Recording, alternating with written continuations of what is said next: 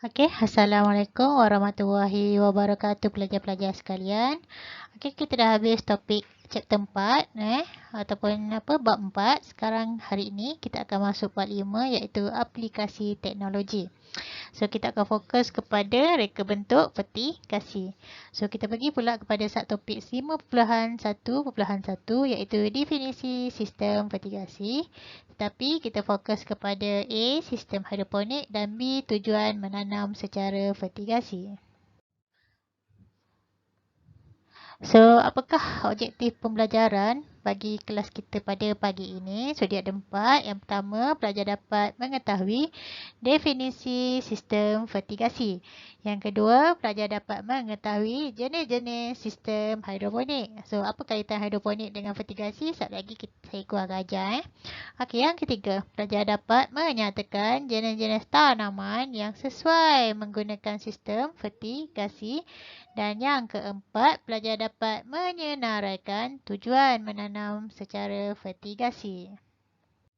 Okey, reka bentuk vertikasi ni. Okey, apa yang berkaitan dengan sistem vertikasi? Dia adalah satu sistem merupakan inovasi dalam teknologi pertanian. Teknologi baru, tapi tak adalah baru. Tapi agak menarik berbanding dengan teknologi lama iaitu kita tanam atas tanah. Reka bentuk sistem ni dia mengambil kira yang pertama keluasan tanah, yang kedua kemudahan tapak penanaman, kemudian jenis-jenis tanaman, iklim dan juga kos pembinaan. Okey, mesti kamu tertanya-tanya betul tak apa itu definisi sistem vertikasi. So, apa yang perlu kamu buat ialah, okey, so kita tengok dahulu gambar rajah. Okey, daripada gambar rajah kamu akan nampak individu membaja tanaman dan tanaman atas tanah. Ini adalah cara konvensional. Tapi kalau vertikasi dia berbeza. Kenapa dia berbeza? Sebab sistem vertikasi ialah sistem pengeluaran tanaman yang menggunakan sistem pengairan pembajaan yang rapi. Kemudian larutan baja dalam air dibekalkan ke zon pengakaran secara serentak dengan menggunakan sistem pengairan. Dekat sini kan pada gambar rajah tak, dia berbeza. Berbeza dengan gambar rajah ni. Yang ni kita kena bajakan dia. Tapi kalau sistem vertikasi tak perlu. Kita dah bagi secara serentak. Dengan menggunakan sistem apa? Sistem pengairan. Sistem vertikasi ni beza dia dengan sistem biasa. Dia menggunakan kokopit. Apa itu kokopit? Kokopit ialah sebuk ataupun sabut kelapa yang dah telah kita hancurkan. Ni ada pada gambar rajah ni adalah kokopit. Yang kedua sama ada kokopit ataupun sekam padi. So dia akan menggantikan fungsi tanah. So kita tak guna tanah pun, kita guna kokopit ataupun sekam padi. Dan sistem ni memerlukan cahaya matahari secara langsung, direct. Direct sekurang-kurangnya 6 jam untuk proses fotosintesis. Kita masuk pula kepada sistem hidroponik. Kenapa kita kena belajar sistem hidroponik? Kerana sistem vertikasi sebenarnya dia adalah satu daripada cabang hidroponik. Itu sebab kita kena belajar pula sistem hidroponik tu apa. So, jenis-jenis hidroponik yang pertama adalah teknik aliran cetek. So dalam teknik aliran cetek, larutan baja disalurkan dalam palung yang mengandungi akar tanaman yang ditanam. So pump digunakan untuk menyalurkan larutan baja ke dalam palung. Ini dia punya gambar rajah bagi teknik aliran cetek. So kenapa dia aliran cetek? So kamu boleh nampak. Nampak ni air. Air dia cetek. Akar dia hanya terkena sedikit sahaja pada permukaan air. So, ni teknik aliran cetek. Kita pergi pula kepada sistem hidroponik yang kedua. Teknik yang kedua iaitu teknik aliran dalam. Tadi cetek, yang ni dalam pula. Okey, teknik ini menggunakan kaedah yang sama dengan hidroponik aliran cetak. Cetek. Cuma dari segi penggunaan dia saja berbeza, iaitu saiz palung yang lebih lebar, lebih tinggi dan paras air pada akar. Okey, tengok pada gambar rajah. Okey kan? Nampak tak? Okey, nampak tak? Yang ni adalah saiz palung dia tinggi. Berbanding dengan yang cetek tadi. Kemudian dia kata lebih lebar, lebih tinggi. Nampak dia lebih lebar, lebih tinggi. Kemudian paras air pada akar. Okey, yang ni adalah paras air pada akar. Nampak tak beza dengan yang aliran cetek tadi? Okey, seterusnya yang nombor 3. Okey, yang nombor 3 ni adalah teknik takung. So, teknik takung, okey, di mana biji benih disemai pada bekas yang diletakkan di dalam larutan baja pada takung. Okey, jenis takung yang digunakan mestilah tidak telus cahaya, tidak serap panas dan tidak berkarat. Okey, ini teknik takung. Okey, beza tadi aliran cetek airan dalam. Okey, daripada pam kan. Okey, yang ni dia tak ada pam, dia takung sahaja. Nama pun takung, dia takung sahaja. Dan syarat dia, okey, yang ni permukaan ni mestilah tidak telus cahaya. So, mestilah berwarna gelap. Dan tidak serap panas. So, bila tidak serap panas, kita kena guna bahan yang tidak serap panas. Dan tidak boleh berkarat. So, tak boleh guna besi. Bahagian takung dia ni. Okey. Okey, teknik yang keempat, teknik pasang surut. Pasang surut. Bukan laut saja ada pasang surut. So, sistem hidroponik pun ada guna sistem teknik pasang surut. Okey, so dalam teknik pasang surut, kita akan guna alat pengatur masa. Kenapa kita nak guna alat pengatur masa? Sebab kita nak kawal pengaliran aliran baja pada tanaman. Dan larutan baja akan mengalir ke dalam tanaman dan surut ke bawah termasuk semula ke dalam tanaman. Okey, ni adalah sistem pasang surut. Okey, kat mana pasang, kat mana surutnya? Okey, sini. Yang ni yang akan kontrol bila air dah penuh. So, air dah penuh pada takung belah sini. So, apa yang terjadi, dia akan bawa turun ke bawah. Okey, kat bawah ni. So, bila air dah turun ke bawah, apa yang dilakukan oleh pam? So, pam dia akan menyedut air. Bukan menyedut, dia akan pam air naik ke atas supaya dia penuh balik. So, bila penuh, okey, bahagian sini pula dia akan trigger. So, dia akan turun ke bawah semula. Itulah yang berlaku setiap masa. Itu sebab dia kata pasang surut.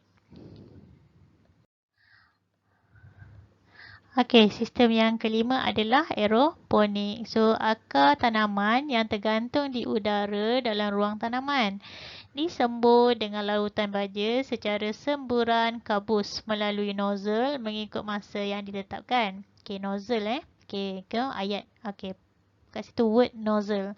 Dengan cara ini, akar akan cepat menyerap nutrien. Kenapa dia akan cepat menyerap nutrien? Sebab baja, air larutan baja tu dalam bentuk haze, dalam bentuk kabus. Dia senang nak menyerap kat dalam melalui akar.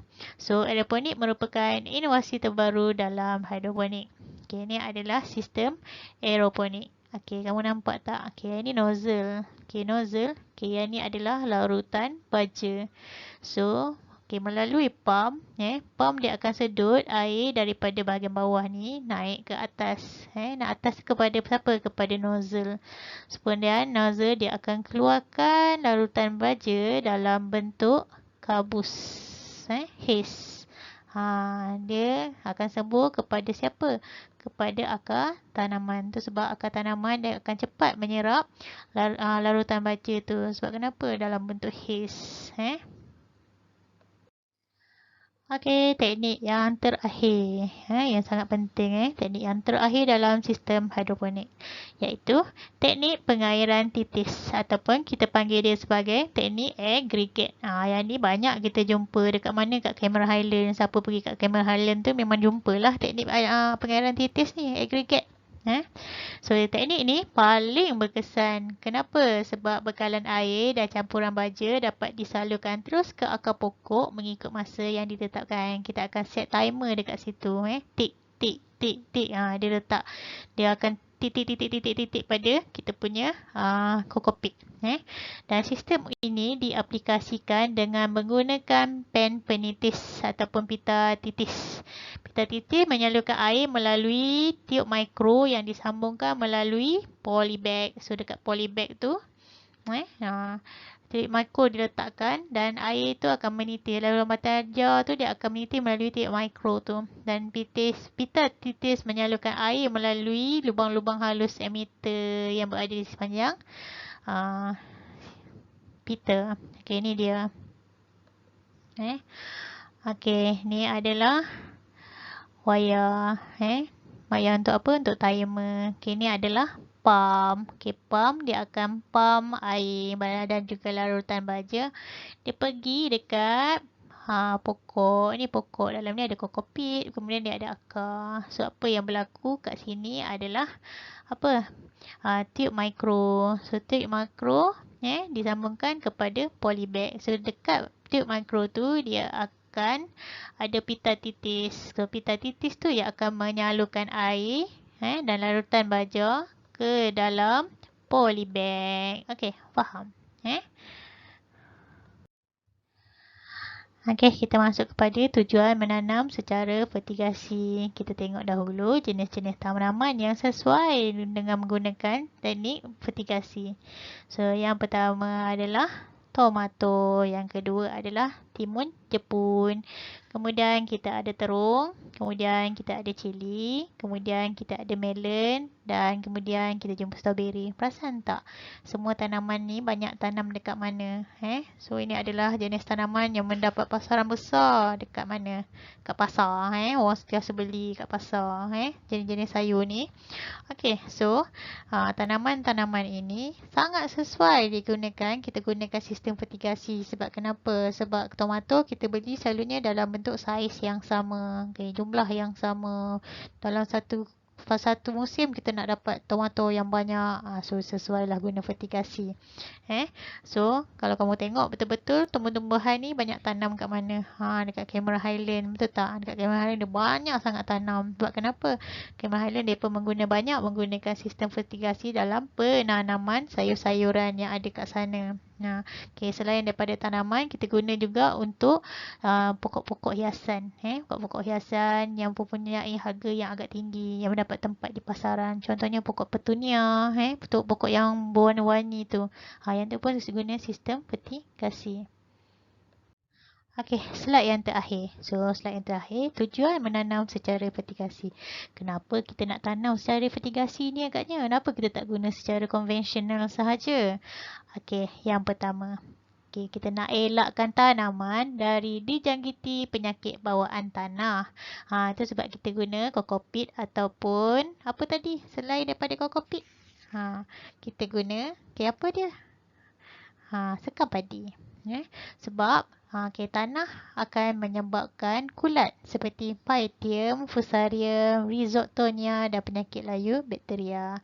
Yang kedua, dia akan memudahkan sistem fertigasi ni sebenarnya memudahkan pengawalan serangga dan perosak tanaman. Kenapa? Yang tu nanti kamu akan belajar kepada chapter yang berikutnya. Bukan chapter, part yang berikutnya. Dan pemberian baja yang lebih berkesan kepada tanaman. Kenapa? Sebab dalam larutan air tu ada larutan baja. So, sambil dia titis-titis air, sambil tu dia bagi baja. Itu sebab pokok-pokok yang menggunakan sistem fertigasi, dia cepat besar. Dia dapat saiz yang sama. Kenapa dia pada saiz yang sama?